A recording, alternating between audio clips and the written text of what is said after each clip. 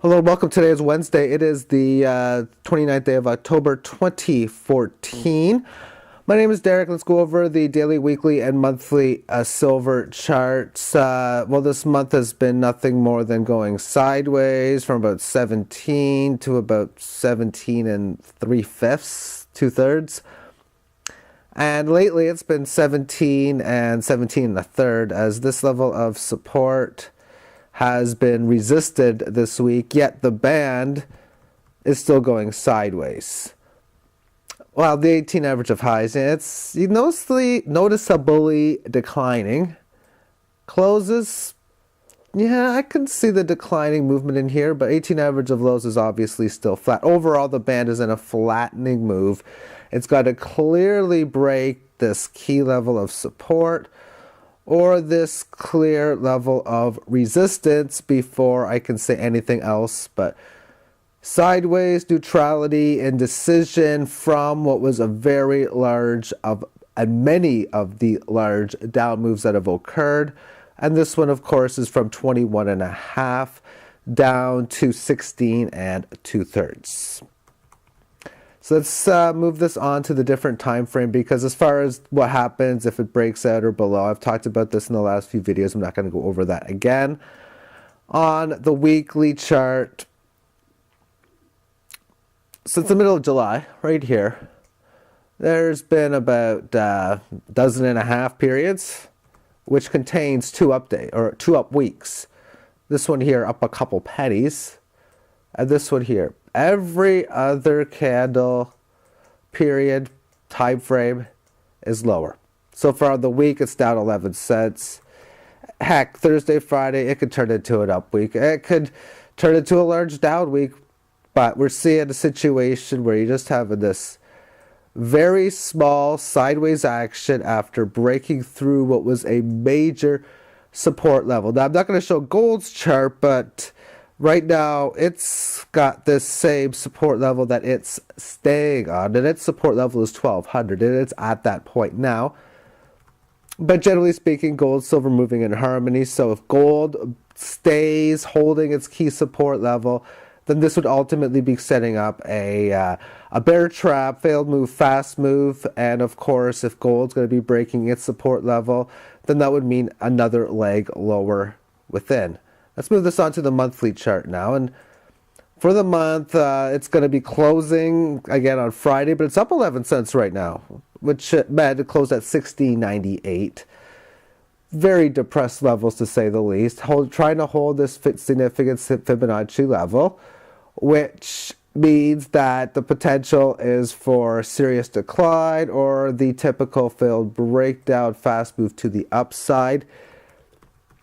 And the volatility for the month so far, it could go up, it can't go down, but it could go up with Thursday and Friday, 6.78%.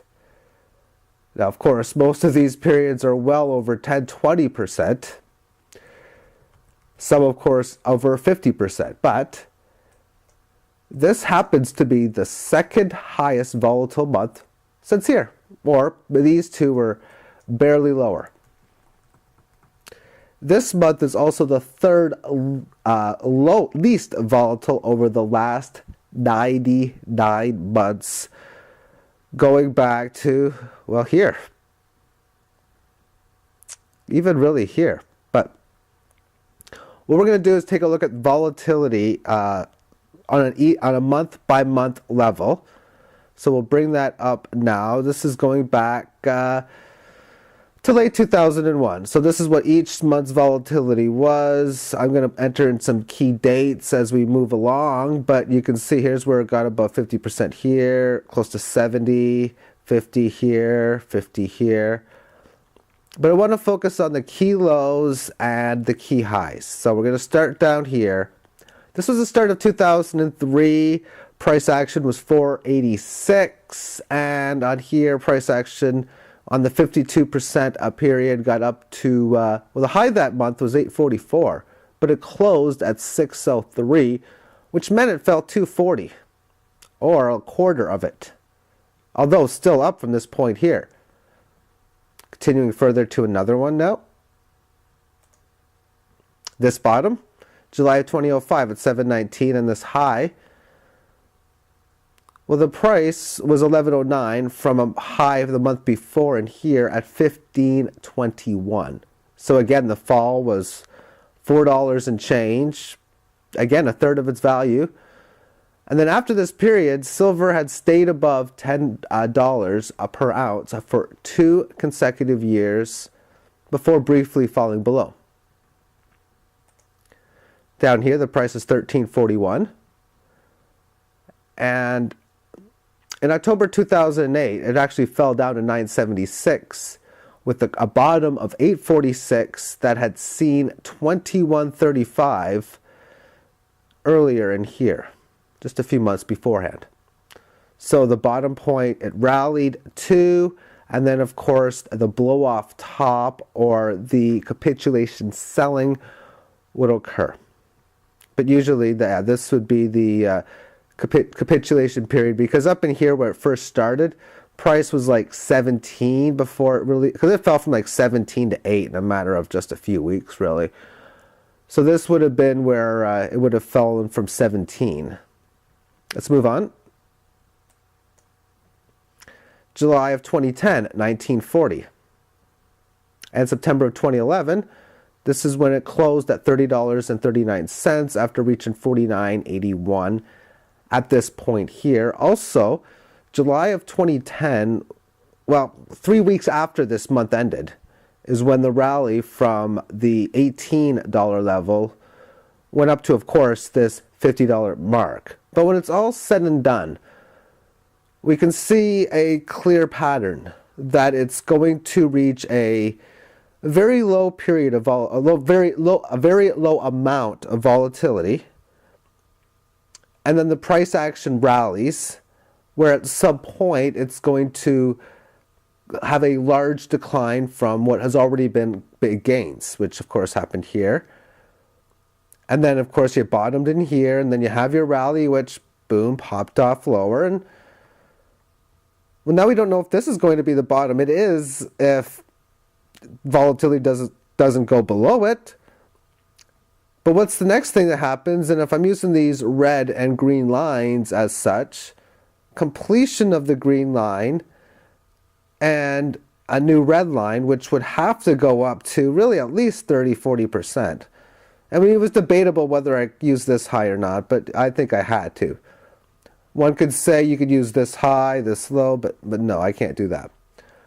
So therefore, you'd have to expect a move up to a high percentage. And what would happen at this point? Well, that would be a rally to a certain level that would blow off and retrace whatever amount. So you go from 16 maybe up to about 30, 50, 60, 80. Well, if it's 30, maybe you would trace back down to 20. Okay, what did I do here? Zoom, okay, let me just fix the zoom. Anyway, back to what I'm saying. So it goes up to about whatever percent, price action goes higher. But I think what's key to note is the duration of time. From point A to point B, there was several months. Well, in fact, from each period, whether we start wherever, there's a lot of months from each point. So it's been a lot of months from this point to wherever the bottom is.